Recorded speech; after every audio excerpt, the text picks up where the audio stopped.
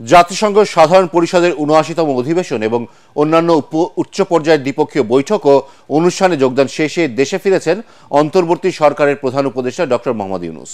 রাত ৩:৩০টায় ঢাকার হযরত শাহজালাল আন্তর্জাতিক বিমানবন্দরে অবতরণ করে প্রধান উপদেষ্টাকে বহনকারী বিমানটি। এর আগে প্রধান উপদেষ্টা ও তার সফর সঙ্গীদের বহনকারী কাতার এয়ারওয়েজের একটি বাণিজ্যিক ফ্লাইট শুক্রবার স্থানীয় সময় রাত ৯:৩০টায় ঢাকার উদ্দেশ্যে নিউ ইয়র্কের জন এফ কেনেডি আন্তর্জাতিক বিমানবন্দর ছাড়ে।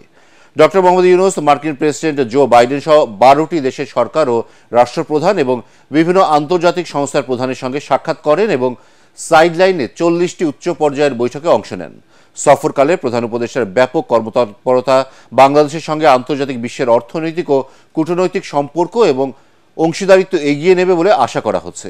গত ২৩শে সেপ্টেম্বর জাতিসংঘ সাধারণ পরিষদের অধিবেশনে যোগ দিতে নিউ ইয়র্ক পৌঁছান প্রধান উপদেষ্টা।